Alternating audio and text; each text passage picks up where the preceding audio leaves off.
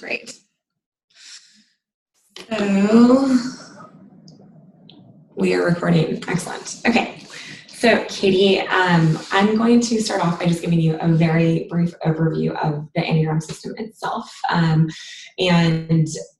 then after that, I'll launch into a few questions. Mm-hmm. So it'll take probably about 45 minutes or so to go through everything, just to ensure that we're kind of hitting all aspects. But basically, the Enneagram is a personality typing system. It's made up of 9 core types. I know you mentioned you do not like being put into boxes, and totally hear you on that. And I think, what makes the Enneagram different from some other tools and systems is, it actually kind of helps you understand the lens through which you experience the world and kind of get out of that box. So that's really where I've seen it be pretty valuable, because basically with the 9, we each have 1 core type, and that is the same our entire lives. It kind of goes back to childhood when our personalities are pretty well formed. But, at the same time, we have aspects of all 9 that are going to resonate with us. And so I kind of like to think of it as a blueprint. So, maybe your core type is a 1, but you're still going to be really high in a 3 or 4. Okay. And so I think, again, that's where it really takes into consideration all of those different influences that we have. But at the end of the day, it really helps us understand how our core type is that foundation through which all of those other layers are formed. And, our core type, it really digs into the motivations of kind of how we navigate the world and how those motivations influence the way that we, think, feel, the way that we show up, and also just like where we focus our attention. And so that's to me what makes it very different than some of those other things, which are like, my communication style is X and Y. Yeah. And, with Enneagram, 2 people can show up very similarly, but the motivations behind what is driving them forward is very different. And so that's where I think it just gets way more nuanced, way more personal, and I think has been something that's been super, super valuable for Will you be able to classify me at the end of this, or is it? So, the goal is at the end of this, I'll give you 1 to 2 types that I would really encourage you to explore more. Okay. One of the frustrations with the Enneagram is that it is a complex system, and therefore can take a bit longer for people to land on their core type, truly. So, that is absolutely the goal of today. I'm going to ask you a bunch of questions and let you know where, what I'm hearing. And after that, you can refer back. I'll send you a bunch of resources, and then you can decide for yourself which one you believe is most representative of you. Do you find people's so the core stays the same, and like their makeup beyond that just changes over time, or tends to be? Yeah, and so influences that can help us, or that can lead to us taking on aspects of other type, right, good or bad, our parents, our partners, expectations at work. Those are all different things that can really heavily influence how much of the other 8 types that we take on outside of our core type. And those can change, and they do change, because those factors kind of shift a lot. And so at the end of the day, our core type remains the same. And the whole purpose is not to just like stay stuck in our type. It's actually to be way more intentional about how we show up and recognize when our type's patterns are taking over. Particularly in times of stress, our type's patterns are just going to essentially put us on autopilot, where we're not even actually thinking about our actions. We're not thinking about how we're showing up. So taking that pause, being aware of where some of these, urges or tendencies can come from, that's where you can really start to lean into other types, and even, out of your own, but your motivations are still going to be there at the end of the day. Yeah. So that's where, again, like your core type doesn't change. Cool. So any other questions before we start walking through questions? Okay. So just to kick off, I would love to hear 4 adjectives that you feel really describe yourself over your life. So, again, I know that we've all done a lot of growing and shifting, and so keeping that in mind. But what are the 4 words that come to mind for you that have really always kind of run true? Thoughtful. Okay. Intentional.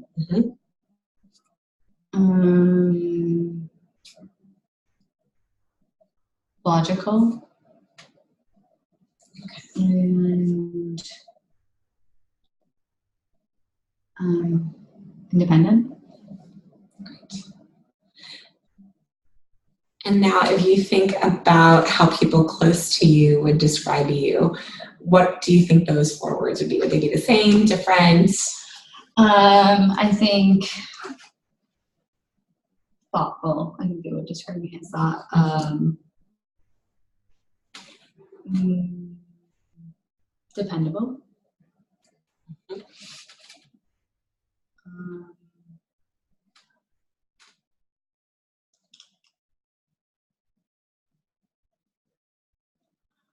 No, that's okay. It's like an interview, right? I know, yeah.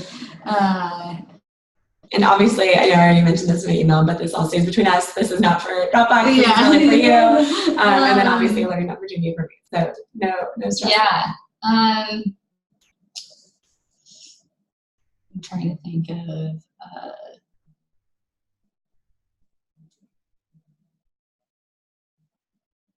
I feel like I feel like considerate is probably the same as thoughtfulness, but there's like an action component to considerate.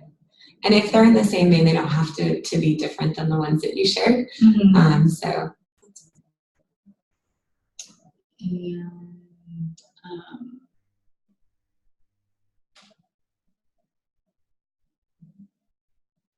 And I would say, well, okay, so I've gotten this feedback from professionally and personally. People will say that I'm like intimidating or intense. Okay. I like to think that's confidence. Okay. It's a problem. And then, and this may kind of dovetail into that, but a characteristic or tendency of yours that has been a consistent challenge over your life. I would say that one. Yeah, that is like been consistent feedback I've gotten on the personal side and also professionally. Okay, got it. Great. So we are going to launch into the questions. And again, as much as you feel comfortable sharing, the more you share, the more I can accurately gauge. So, but also fully understand if there's something you don't want to go into, totally fine to do a pass, and we can just keep going to the next question. So, how important is it for you to be the best? Is this like, are these like scaled questions, or like how should it, like when you say like how important, I'm like on a 1 through 10? Scale works. Yeah. 7. 7. Okay. So. Anything else on that? Like, is that like a big driver for you in terms of like work or personal or just? I think if we're talking about, say, like motivations, I think like being the best is what allows you to be in front of other people, which then brings you on to have more like power, monetary success, privilege, etc. So I feel like if you're the best at something, like that's a method to like end goals. Got it. And how good are you at adapting internally to make a given situation work? I would like to think I'm fairly good at being adaptable. And I guess, what are situations where you would find yourself adapting? I think change is pretty constant, so I think it happens all the time, from us just changing our physical setting here to like reorgs at work to weekend plans with friends now, or like someone can't like make it and now everything's like getting thrown off, etc. So I think like all the time, constantly adapting to different scenarios and situations. Okay. And how impatient are you? I think it depends. Okay. I'd say that is probably an area I'd have to work on, or I think sometimes it specifically comes out with, I'll get frustrated if people like can't keep up in conversation, or kind of like to like circle back, or not connecting the dots, or repeating. Do you find that happens often? I find it happens more when I'm with new people or new environments, because I feel like part of like the characteristics and traits I look into other people and the people I want to surround myself with are people who I think are quick and smart and challenge me and like push me. So like that, my most like I would say here at Dropbox is a good example of that. My friends, like it tends to be people somewhere on like, I feel like the same like wavelength. Mhm. Do you consider yourself trustworthy? So do others trust you easily? Mm-hmm. Do you trust yourself? Yeah. Yeah. Yeah. Very confident. And yeah, I'm really bad at lying. Like I just like, it eats away at me. There's no, I have, my friends always say that too. Like I was talking to my boyfriend last night, like I don't have a poker face. I'm so emotive. Like, okay.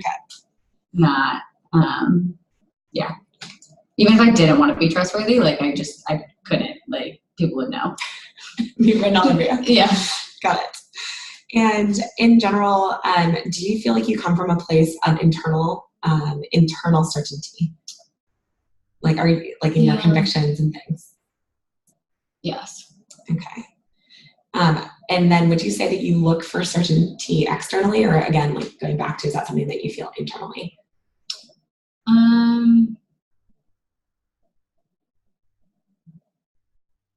Yes, to a degree, look for that external validation. Yeah, I would say I do. Is there a certain like instance that comes to mind where that shows up? Like looking a little bit more for that external validation? I would say in like my relationships, I feel like I tend to care so much and index really heavily and put a lot into them, and that it's really hard when I don't feel like that's reciprocated or someone doesn't feel the same way. And what role does anxiety play in your life?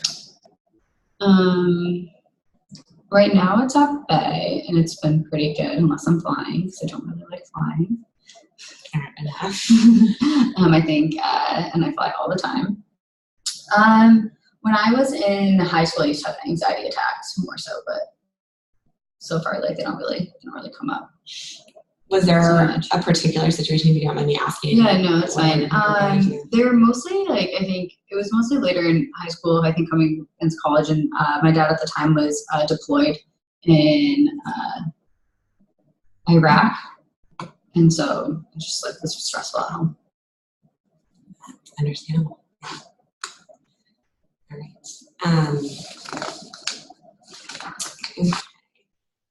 So what does comfort look like to you?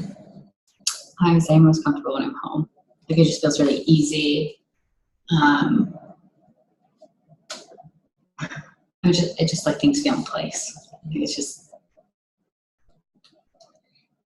And I guess like, do you put a lot of care into your home and like creating that comfort? Is that a focus of attention? I guess like when I say home, actually I mean like back home, my parents' home in like Massachusetts, to be more particular. Yeah. I feel like my homes here, I haven't put so much because they do feel temporary for me.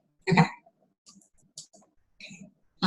And that like, not even so much that like I'm trying to move back to Massachusetts or that I just like, I know where I live right now is like probably for a year or 2 years. So I just don't feel like I need to like invest to that degree.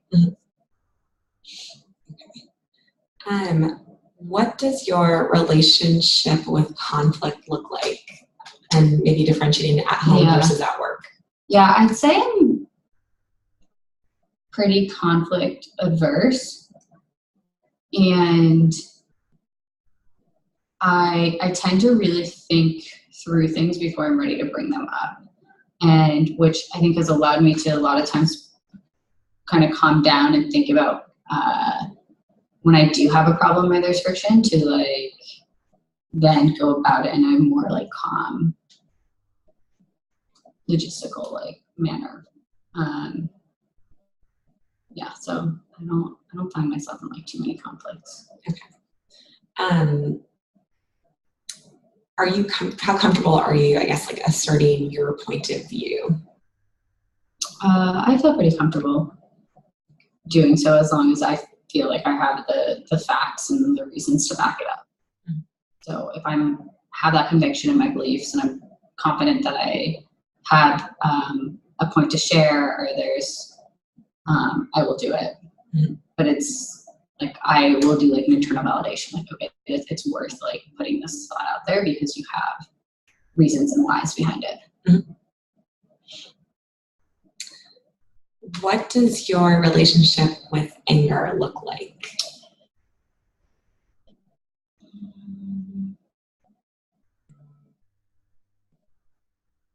can't even tell you the last time I was angry. Okay. I don't feel like that's an emotion. Like, I feel like I more tend to be like disappointed. It's like a classic like parent saying, but I don't like. I honestly I can't think of the last thing where I felt like mad. Okay. Would others know if you were angry or disappointed? Again, yeah, like I kind of like I'll like shut down a bit and not like I'll have a lot on my mind but I'm just like really trying to think through something before I'm like ready to communicate it and express it out. So let's see, whether you say it or not, how often do you feel that other people should be living up to your own internal standards? Ideally, like always, you know what I mean? Like, yeah, I guess I think about it and I'm like, I try to choose people who do like live up to my standards. And if they don't, I'm just like take so many chances, but then I'll move on. And how often would you say you notice errors and things like typos or something out of place in a room? That's an interesting question. I would say I'm decently observant. Okay. Do you feel like an urge to fix them when you see those things? Nah, I mean, depends on the setting and like what it is in the situation, but not, I wouldn't say like a deep urge every time I see it that it needs to be fixed. Sometimes it's just like an acknowledgement. But is it important to you to acknowledge it, like verbally, or is it just to yourself that you acknowledge? Probably like just to myself, at least, and then if it's like weird enough, big enough, etc., then maybe verbally, maybe just like fix it. But depends on the impact of it. Okay, that makes sense. How hard are you on yourself when you make mistakes?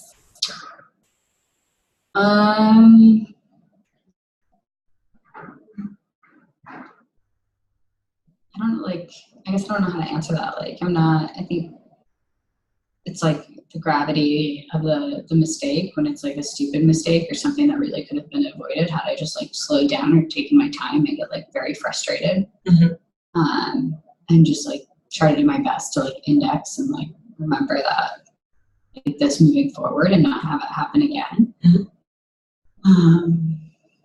But yeah, so I'd say I like take the time to acknowledge, and depends on like what the consequences of that mistake are would probably feed into what my frustration is. And would you say that you're able to like let it go as well, like if it's not one of those higher stakes? Yeah, I would say I'm like would like to think of myself as and maybe this goes back to like some of those adjectives I should use, is like pretty grounded, and I get a lot of comfort in knowing that I'm so fortunate and that like it doesn't matter, like, you know what I mean? Like I missed the deadline, but like, what does that matter really ultimately? Like, there's just like so much else, or like so much could be worse. The perspective and like staying grounded. Yeah. Okay. How often does the person you present not match up actually how you're feeling inside? I would say not very often. Yeah. How familiar are you with your internal world? Like, would you say that you intensify how you express or present your internal world externally? Like, do you feel like you spend a lot of time internal? Yeah, I would like to think I'm fairly self-aware. Is that what you mean? No. So like the thing is, it's kind of however you take these questions is part of like how I go through my assessment. So it's more so like, what does that evoke for you versus like, what am I actually specifically trying to get? Because there's nothing I'm trying to get. I'm just trying to learn about you and kind of like how these things do or do not resonate. Okay. So, but self-awareness is really important to you. Can you describe your relationship with your emotional world? I feel like I've gotten to a point where I feel like emotions are irrational and they are what they are and you feel them. And like my thing is like why I try to get to the reason why am I feeling this way? Like what is, and that is where I can be actually like solution oriented and change something back. But like there's times where like I'll just be like, I feel this way, let myself feel this way. And then you can like kind of start like taking it away. But I guess that's how I think of them. Like emotions are irrational and you just feel and you can't help that. Mm-hmm. Mm-hmm. Would you say, well, I guess like how often do you feel misunderstood? Not very often. How important is it for you to be seen by others as helpful? Very important. Very important. How important is approval and like positive feedback? Important. How aware are you of your own needs? And also added to that, how well do you prioritize your needs over others? I think I get a lot of, I feel really good about helping others. And so like selflessly sometimes prioritizing my own, like you do things because it makes you feel good, right? And so like I'm thinking about like prioritizing my needs. I think it comes into play of like helping others. And so you'll help others first, or? Yeah. And yeah. Have you but like that, but that's for me though too, right? And that's what I'm saying. Like that is. Tell me a little bit more about that. What do you mean by that? Like I get a lot of satisfaction or happiness, or like I like seeing, especially the people around me, like be like lifted up or happy. Or like I love cooking for my friends, for example. And it like brings me a lot of joy, even though it's like for them, it's also bringing me a ton of joy to see them like enjoy it and have it. Okay. And whether you say it or not, how often do you think you know how to help other people?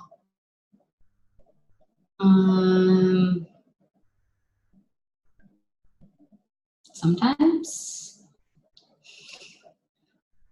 Yeah, I don't know. Sometimes, like I guess, like to me, it's again such like a situational question because there's definitely times where I can't say relate. I haven't been through the same situation, but I feel like I want to help, and so I'll just have to ask, like, how can I help, or what can I do to like be there for you, and then just hope the other person can tell me.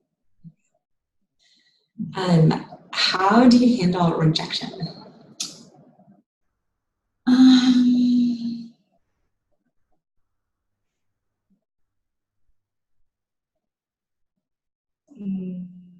I think fairly okay. I'm just trying to think back to the times I've been rejected. And it sucks, right? Like, I will take it personally in a sense of like there's obviously a gap or something that whoever was approval or position or person I was looking to go for. And so I think it's like that, like when they say don't take it personal, I don't think that's like a true statement. I think it is personal because it's like a judgment on you, but I'm just like, and then it's how do I identify where that gap is or where can I improve or like what was it that I missed or didn't do well.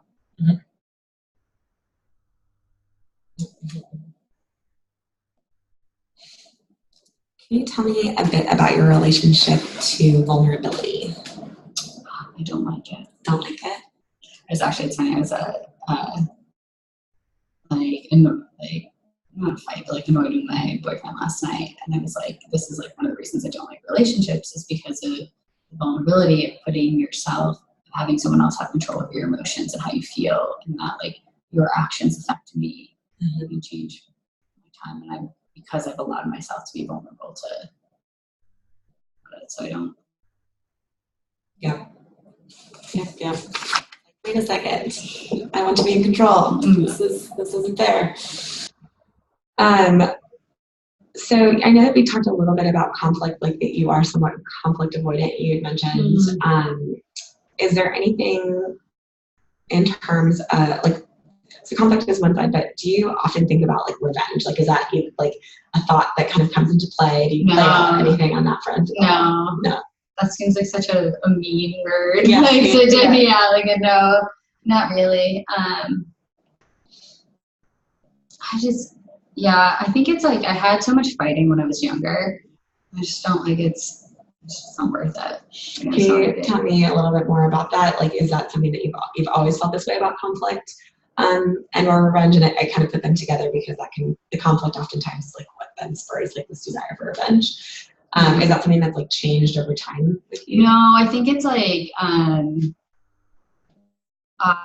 my oldest brother Andrew has had really bad anger issues and problems, and that like I'm just like seeing that I'm like I don't want to be a part of that. Like it's stressful. Like that's the type of thing that would like stress me out or give me anxiety to have that anger conflict. So I feel like I've always just like it's better to not let things get to you in that manner. Would you say, or I guess like how often do you find yourself protecting others? I mean, I'll always like protect my friends and family. If it comes out that they need it. So I find myself. So I would say often, yeah, in a great sense, or even if I actually not thinking about that, like I think I just care a lot about other people and. Okay, so it's like there's this added desire to protect those that are super close, but then it does actually extend beyond what I'm hearing. Yeah. Okay, so do you consider yourself decisive?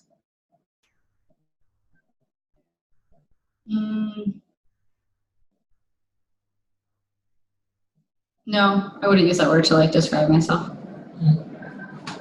I wouldn't say I'm necessarily like indecisive, but it's not. Oh yeah, it doesn't land. Yeah.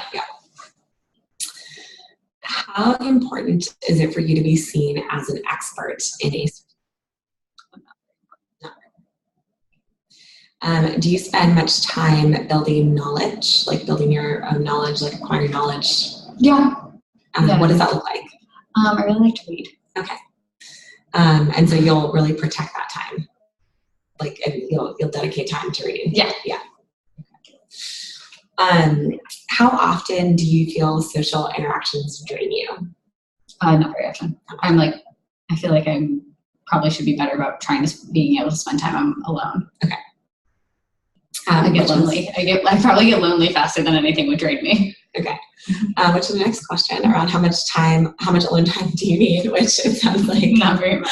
Or well, I guess need and prioritize maybe different things there. So but fair enough. Okay. It's not something that you like actively like have in order to continue to like engage socially. Yeah, no. Let's see. How familiar are you with creating like a wall with you in the world? Like, do you feel like you are engaged, or do you feel like there are kind of some barriers that you like to put up?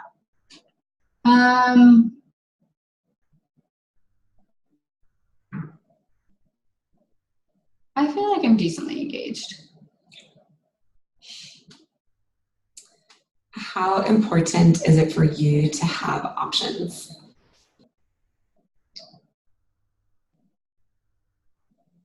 I don't know. I never really thought about like. I kind of feel like we always have options. So maybe it's important then because maybe I've been in situations where I don't think I have them, but I like try to find a way to figure out, like, see that there is.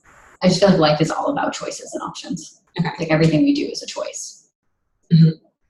And in those times where like maybe you did feel more limited and like we're looking for those options, can you share a little bit more about like how that felt for you?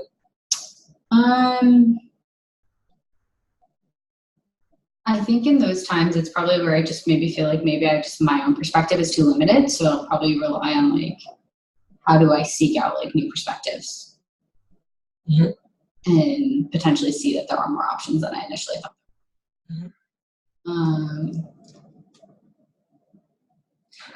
Is there a particular time, like a more specific example maybe that you could share around a time when you did feel limited and sought those other options?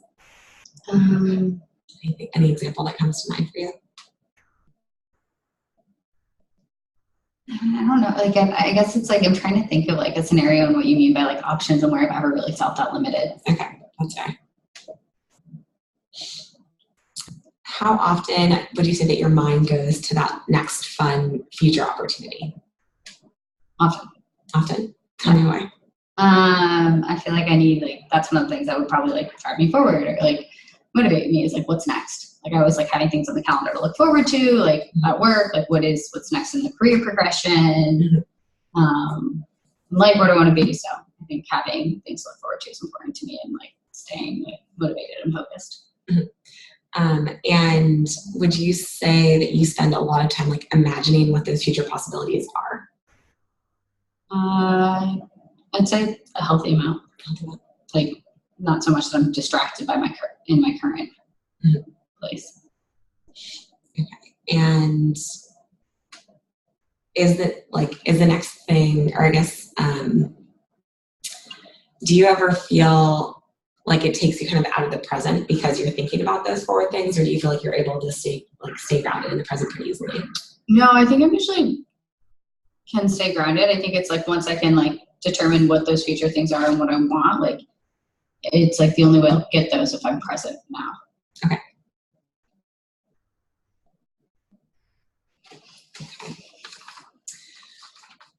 Let me see here. So,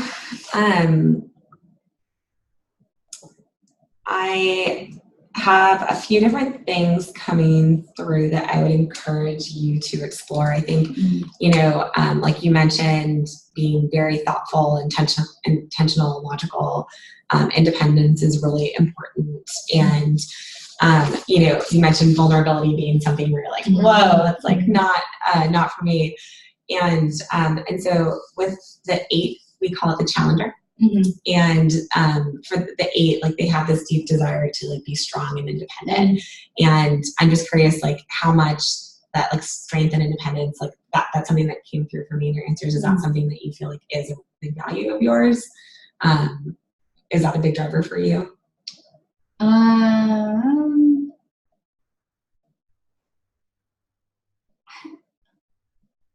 mean, I don't know. I guess I would say like, I feel like my biggest driver is like my relationships more so. And like, that's like what matters most to me is like my family and friends, and that like, I don't, I'm kind of like, and that's maybe too like where like people disappoint or get frustrated. It's like, if you're not going to do these things for like the people you love or show up for them, like what are you doing? Okay. And you mentioned earlier that you've been told in the past that you can be intimidating and intense. Can you tell me a little bit about like what's a situation where maybe that would come up? So I personally at work have found that it's kind of gender biased feedback when I've gotten it. Well, we can talk about that stuff perhaps outside of this interview. Because I think it is like I think one of the questions you asked, like, do you feel comfortable sharing your opinions, etc. And so I tend to be vocal about opinions and share them with conviction, which is like with confidence. I also am so like I'm really again intentional with my time spent and my relationships and who I'm spending time with, and like if I feel like I'm really full in my life, I don't necessarily need to go and like make friends with a new person because like I don't need that right now. Like I'm not someone who needs to meet everybody in the room. Okay. So I think what's interesting is there's like you like this drive for others. And again, I think we were talking about like cooking for your friends and really wanting to connect and spending a lot of time socially. So the 2 is our giver or the helper, and they're very people focused. Like that comes into everything about their being is like that otherness. They tend to be really focused on like understanding others. Like they have a general like amount of empathy that just kind of comes naturally to them. And I think very dependable, super considerate, and like those are some of the words that you use to describe you. They just have like a general desire to do good in this world. And you mentioned like the personal satisfaction that you yourself get, like in terms of like cooking for others and things, and like that genuinely drives like our twos. And on the flip side of that, twos can be really bad at taking care of themselves. So, and even like being in touch with what they themselves need in order to navigate. And so the 2 and the 8 have this connection, and there's subtypes within each of the realms as well. And so the 2 and the 8, I don't know, are you familiar with like the Enneagram symbol itself? No. Okay, I can show it to you, I think I can. I have too many things here. So this is like terribly written, but so this is the Enneagram symbol here. And so you can see like this connection between the 2 and the 8. So 2 can access the 8 very easily. And so this is where, again, like it's kind of hard to be put into these boxes. But I'd encourage you to read a bit more about the 2, because especially healthy 2s, when they're feeling like, when they are not looking externally for that validation and they are staying like grounded in themselves, like that's a really healthy 2, and they can easily access that of like being confident, bringing that strength and groundedness. I also encourage you to check out the 6. So, and I'll send you some more resources on this stuff afterwards as well. I guess before I share a little bit more about the 6, can you tell me a little bit, like, what's your relationship, would you say, with authority? I love that reaction. I feel like I hate getting in trouble. Like I don't like trouble, so I feel like I'm very respectful of authority, and like I'm not like defiant, really. No. So I think the 6 is always interesting, because the 6 is like the most varied of all of the types, and like especially with what you were sharing, you kind of hit on a number of things where you're like super logical, super cerebral, and that's like our 6s are in our head types, and so that's where like I kept kind of coming back to the 6. And so the 6s can show up very differently. So there's the counterphobic 6, which is I'm going to go and challenge. I'm going to seek out like these opportunities to find. To basically find conflict. They're super comfortable with conflict. They like kind of engage in it and will be like provocative, and they want to know the rules so that they can break them and know exactly what the consequences are going to be. And they're like very much planners. They are constantly thinking through all the things that can go wrong, and tend to be a little bit more anxious. And our phobic 6s are also somewhat anxious, and I wasn't sensing a lot of anxiety. I know you mentioned flying specifically. But you did mention like being very diligent and like thoughtful and like the level of like planning and things like that. And 6s also can very much spike on EQ as well. But they're searching for this quest for security, and that is very important to them. So 2s, it's like this quest to be loved. And for 6s, it's this quest to be secure. And being loved can be one of those ways in which they feel that security, but it's not like the only thing that's fueling them. And 6s, also very trustworthy people. Our 2s are very trustworthy as well. 6s are a lot more intentional about like where they give, or 2s are going to kind of give to anyone.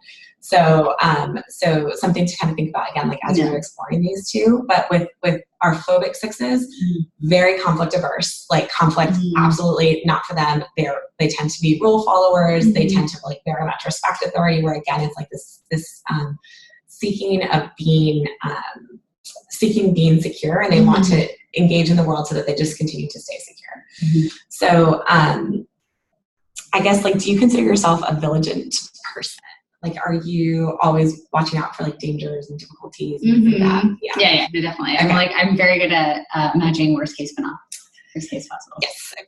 So I really encourage you to check out the 6, and particularly the phobic 6. And so I'll try and find something specific that speaks to this phobic piece, because again, like when you with a lot of the materials out there on 6s, because it's trying to cover both, it can be almost confusing of like, well, some of this resonates, but some of all the types resonate, right? And 6s, again, like very adaptable, where they're able to see a situation and they can be like, I know how I need to show up here to like navigate this. And so, the emotional line, or like that being like bad at like lying and like being, you know, emotive in some ways, like that can also be there under in the 6, because like they can be quite emotional. And so especially for our head types, I'd say they're ones that tend to be much more in touch with their emotions than the others. And so our head types, I didn't get into this in the intro, but each of the types are basically connected to one of 3 centers. So there's the head types, the heart types, and the body types. Okay. So our heart types, the 2s would be one of the heart types. So our 2s, 3s, and 4s.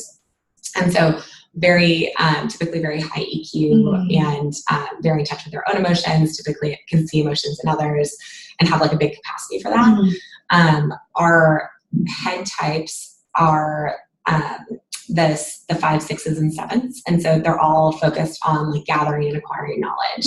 And I mentioned like you really love reading, you really prioritize that. So something potentially to, you know, again, like being very cerebral, things like that. And then the body types are 8s, are 9s, and are 1s. And they're very much focused on controlling themselves and their environment.